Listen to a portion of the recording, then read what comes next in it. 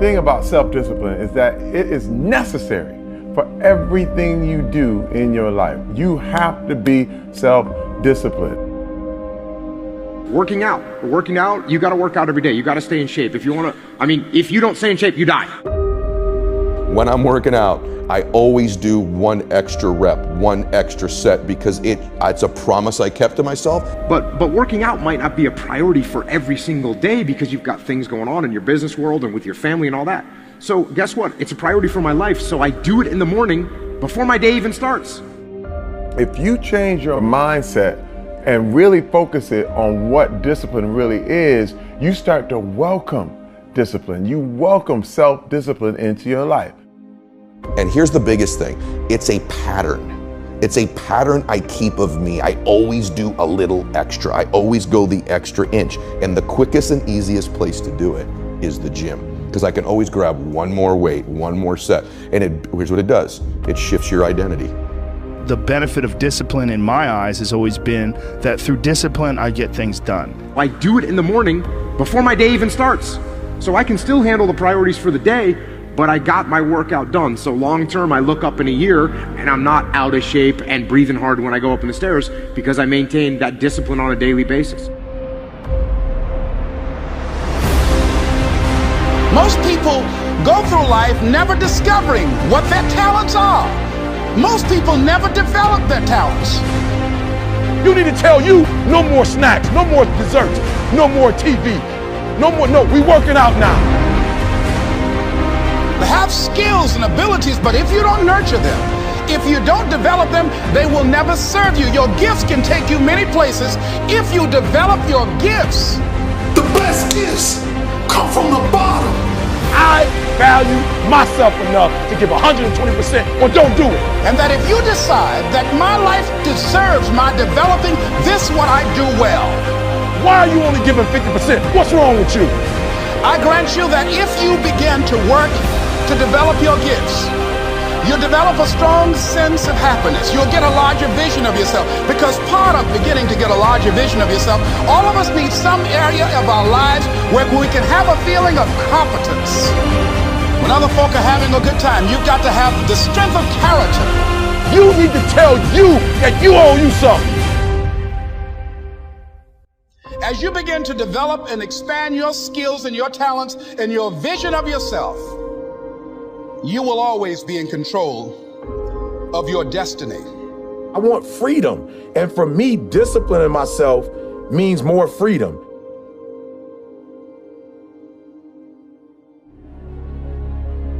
It's so easy to be great nowadays because most people are weak.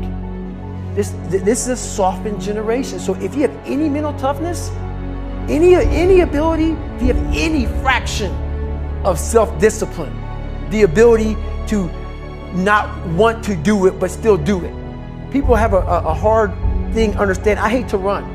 And what makes me so crazy, it doesn't anymore, is people go, well, why do you run if you hate it? What are you talking about? I don't want to take showers and eat either. I hate that too. That's life, man.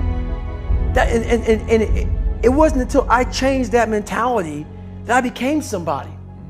I hated going to school, so guess what? I was dumb as shit. But if you can get through to doing things that you hate to do, on the other side is greatness.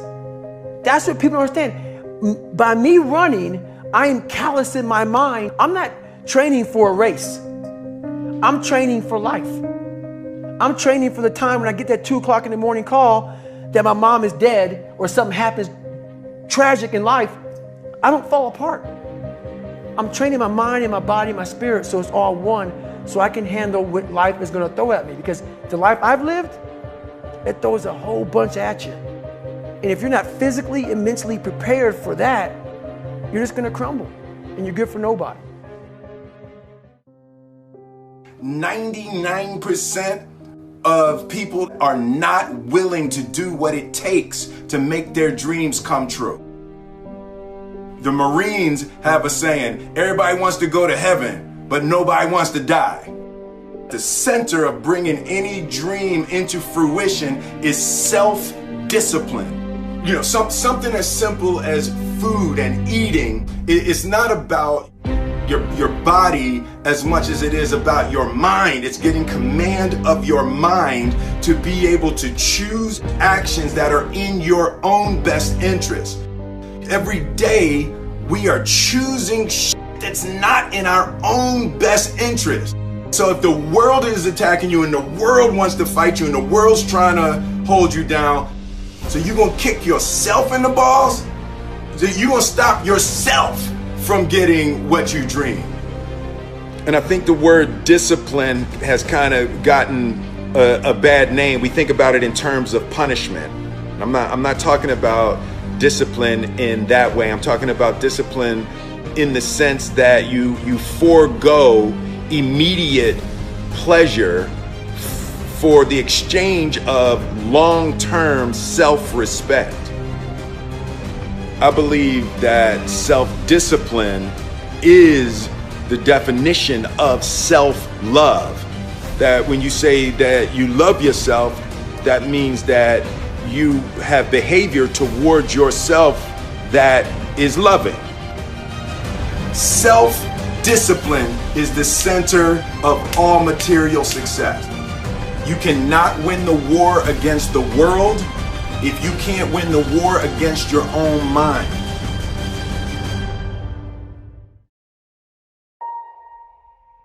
Self-love is when you say to yourself, oh man, look, I know you and that girl got a real connection.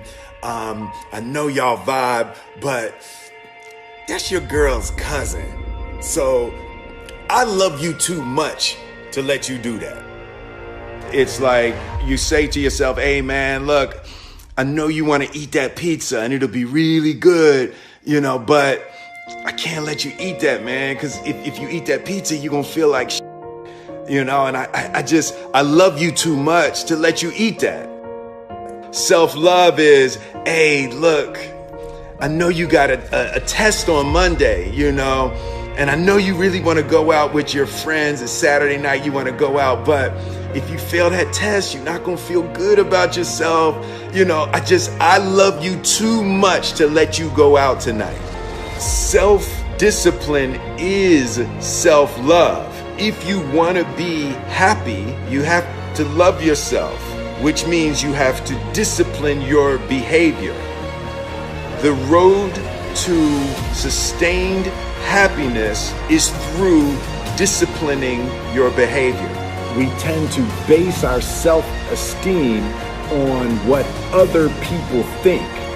And that's not really self-esteem. Self-esteem is supposed to be how we feel about ourselves. And I was just saying how dangerous it is to allow other people to determine how you're going to feel about you.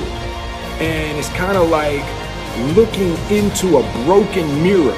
You're going to look in a broken mirror and then change your face to try to look good in this defiled, busted, broken mirror. And it just, other people's opinions is a really way to determine how we feel about ourselves.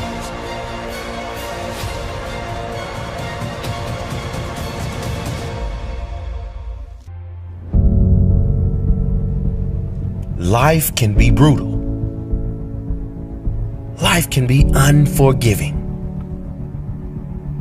If I had to sum up in one word the difference between the greats and the average, the difference between the successful and the nobodies of the world, one word, one attribute to describe the difference: discipline. If you don't have the discipline, you can forget about the trophy. You can forget about the success, the greatness. All champions have discipline. It's the discipline to work hard. Not when everyone is watching, but when no one is watching. When the fans aren't there. When the coach isn't there. When it's just you and your character. The discipline to eat strong, healthy foods when you have other tempting options. When those around you might not be so strong. The discipline to say no when those around you choose to be average.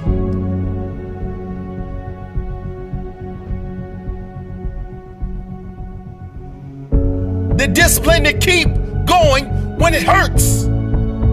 Because life doesn't give you what you want, it gives you what you deserve.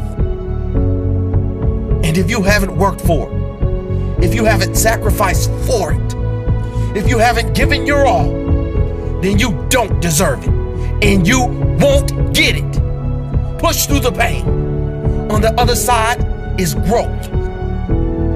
When pain comes, that means it's time to show character. Show me your character. Remain disciplined. Stay strong. When it all seems hopeless, keep plugging away. Nothing can stop you if you don't stop for anything. Don't stop for anything. Never break your discipline. Remain faithful to yourself and your vision. When it gets painful, push harder. Push through the pain. You gotta have the discipline to do 11 when your opponent stops at 10. The discipline to keep going when it hurts. Because life doesn't give you what you want. It gives you what you deserve. And if you haven't worked for it, if you haven't sacrificed for it, if you haven't given your all, then you don't deserve it. And you won't get it. Show your character. Remain disciplined. Stay strong. Don't say why the pain. Don't say why me. Say try me. Say, is that all you've got? Give me more. Keep plugging away when there seems to be no hope of victory. When you don't see the results, hang in there. Be strong. Be brave. Remain disciplined. And your time will come.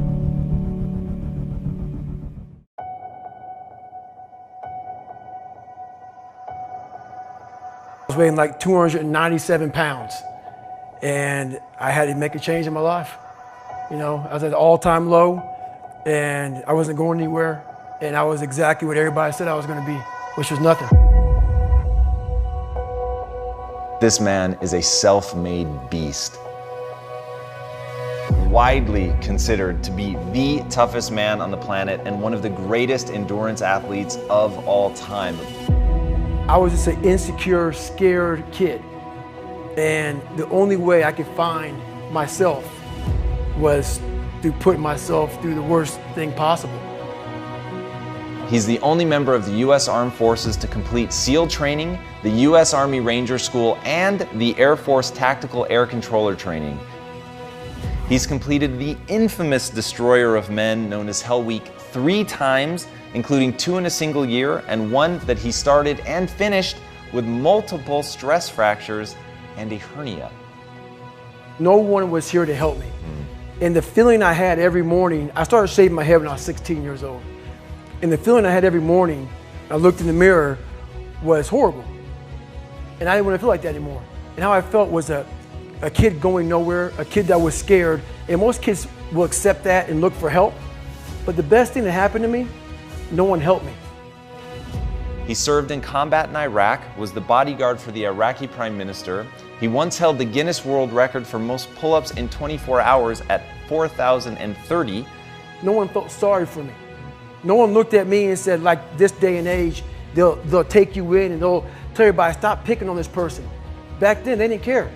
I had to build calluses in my brain the same way I built calluses on my hands. So I broke the Guinness Book of World Records for pull-ups a long time ago, but I failed at it twice. And I did 67,000 pull-ups in trying to break this record. So to do 4,030 pull-ups, I had to do 67,000 for training for that. He's run 8 consecutive 100-mile races over 8 back-to-back weekends.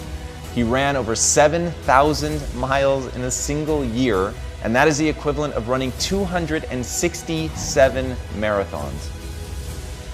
I saw myself as the weakest person God ever created. You had to have a goal. My goal was the only person that's gonna turn this person around is me.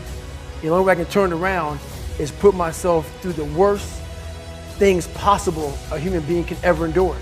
And that'd be the only way that I can build this brain to handle anything that comes in front of it, callousing my mind through pain and suffering.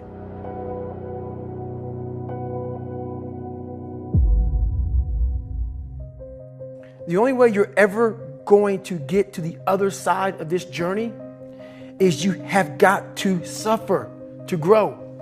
To grow, you must suffer. I'm afraid of my shadow. How can I overcome that? Go in the military, get your kicked, do things you hate to do, be uncomfortable every day of your life. Roger that. I'm not the smartest kid in the world. Okay. Instead of somebody saying, oh no, you're smart. No, don't say that to yourself. I said to myself, no, I'm a dumb motherfucker.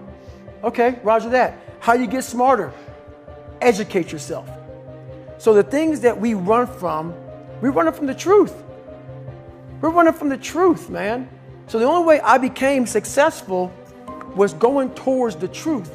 As painful and as brutal as it is, it changed me.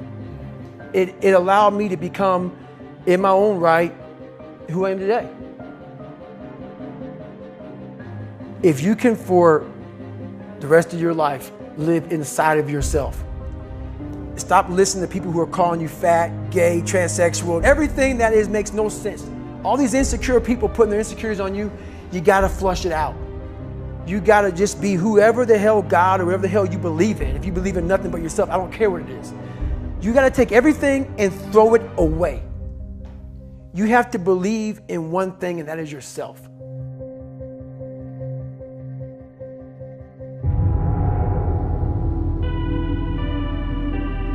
Around 97% of students are distracted by cell phones.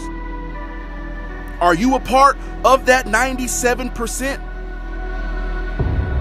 When you want to succeed as bad as you want to breathe, then you'll be successful. Whether your distractions are text messages, checking emails, surfing the web, playing games, or scrolling through social media, the fact remains that it is a distraction. I'm saying to you today that there are some of you, if you give up your cell phone, you would be successful. But your cell phone is more important to you than your success.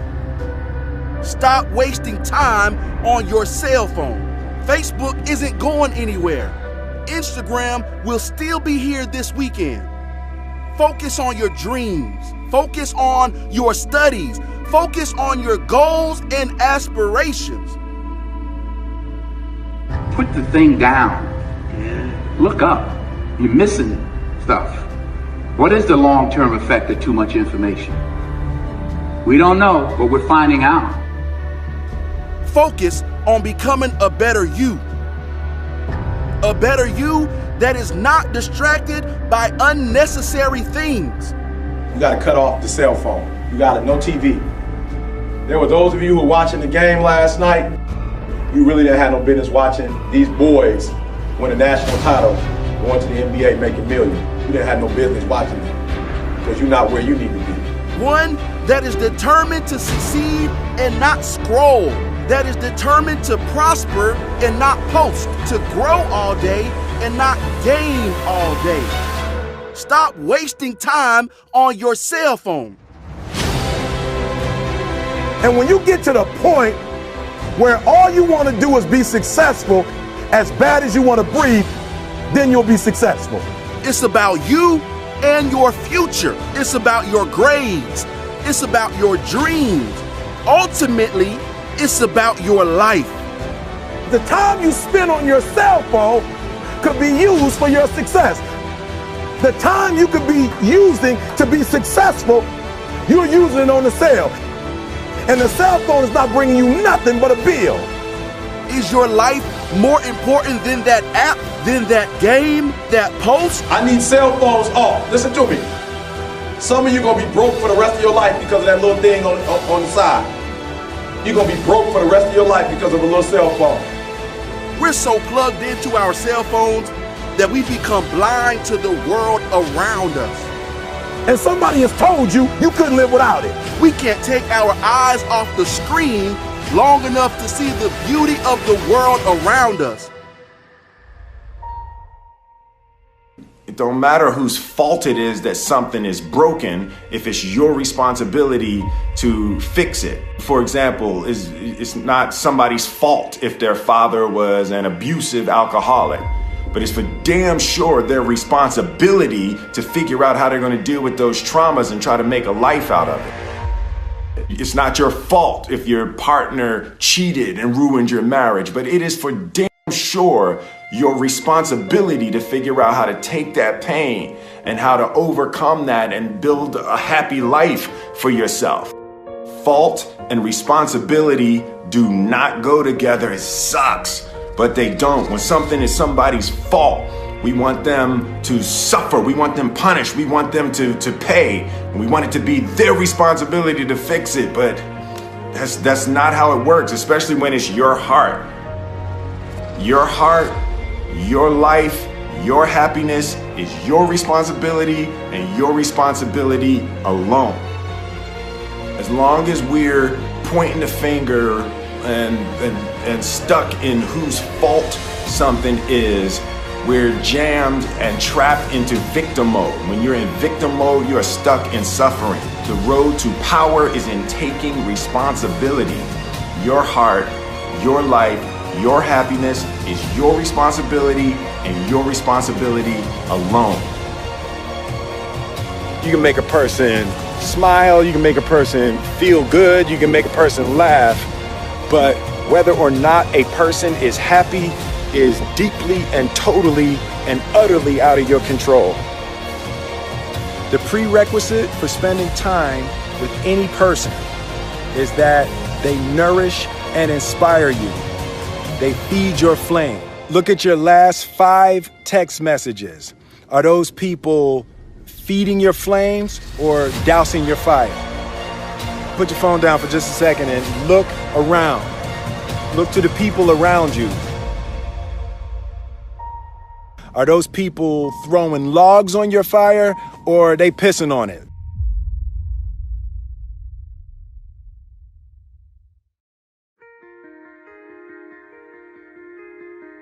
I want my life, I want my work, my family, I want it to mean something. And it's like, if you are not making someone else's life better, then you're wasting your time.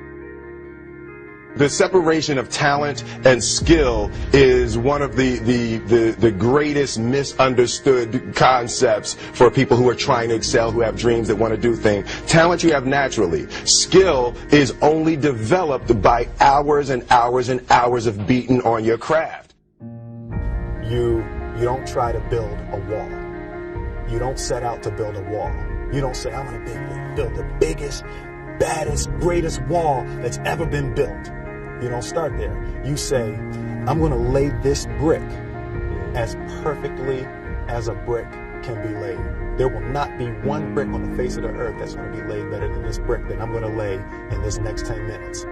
And you do that every single day. And soon you have a wall. And soon you have a wall. And I think psychologically, the advantage that gives me over a lot of people that I have been in competition with in different situations is it's difficult to take the first step when you look how big the task is.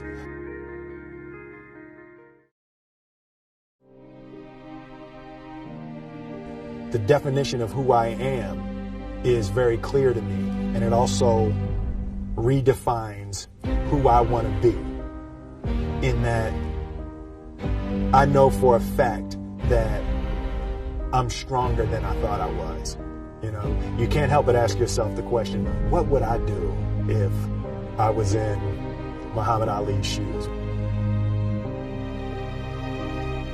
I'm motivated by fear. I hate being scared to do something.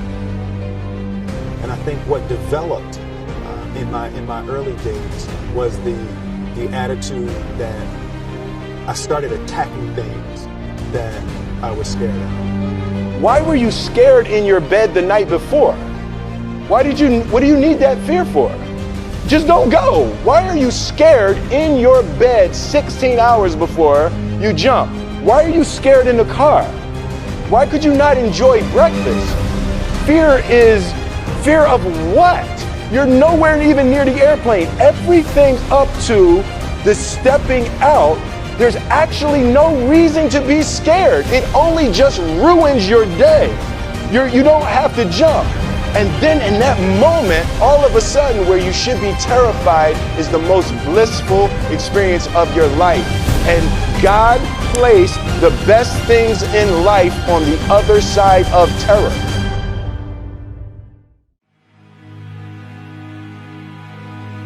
And they had the nerve to count you out. That's because they didn't understand that your motivation would never let you stay down for the count. It's times like these that we separate the real from the fake. And when it's like you can take a punch and bounce right back because you understand and know exactly what's at stake. It's times like these that we separate the real from the fake. And when it's like you can take a punch, bounce right back because you understand and know exactly what's at stake. It's money time, baby. And this is for all of the marbles. It's put up or shut up. Survive in advance. Win or go home. And that's why you spend all those hours grinding. That's why you spend all those hours pushing yourself to the limit. You spend all those hours running. That's why you spend all those hours sacrificing. You spend all those hours sweating because you know there will be no time for regretting, fretting, or letting yourself or your teammates down. See, you are bound and determined to enter into the realm of greatness that's reserved for you and only you. And so if the day ever comes that you're tired enough to quit, then I need you to act like a car with 4 flats and retire. I don't think you heard me. I said, if the day ever comes that you are tired enough to quit, then I need you to act like a car with 4 flats and retire.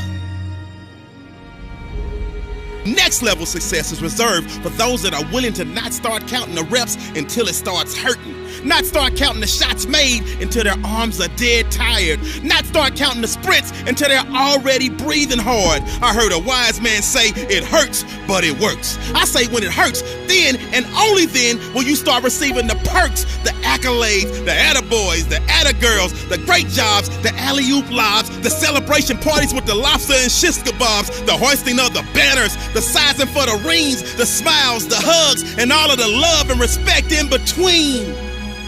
See, some of you out there, you in the dark. And you know what I need you to do for me when you're in the dark, right? Turn the lights on when I'm talking to you, because I don't think you heard me. I said next level success is reserved for those that are willing to not start counting the reps until it starts hurting. Not start counting the shots made until their arms are dead tired. Not start counting the sprints until they're already breathing hard. So just when they think you're about to throw in the towel, that's when I need you to recall all of the days that you went that extra mile. All of them days that your friends said you were foul, when you said you couldn't hang out because you were dialed in. You were locked in. You were in a zone. So you had to be strong because you knew the day would come when you would have to show the world that you could overcome any adversity, any obstacles, any hardships, any setbacks, because you were prepared for any and everything. And you understood that it would be impossible to run with them cheetahs when you're walking with the turtles. You understood that it would be impossible for you to run with the cheetahs when you were walking with the turtles. So your mindset is that of a track star, and that gives you the mental strength to leap over life's hurdles, to power through the speed bumps, to push through the roadblocks, and continue to grind past any and every obstruction that attempts to deter you from your ultimate goal of next level success. So the stresses of the world, you laugh at them. The dreams they say are out of your reach, you grab at them. The things they say you can't achieve, you take a stab at them. And when the bullies of life try to knock you out, you stick and move and you jab at them. I said the stresses of the world, you laugh at them. The dreams they say are out of your reach, you go and grab at them. The things they say you can't achieve, you take a stab at them. And when the bullies of life try to knock you out, you stick and move and you jab at them. And on the rare occasion that you take a punch from life and it knocks you down, you dig deep, and then you dig deeper, and then you dig even deeper.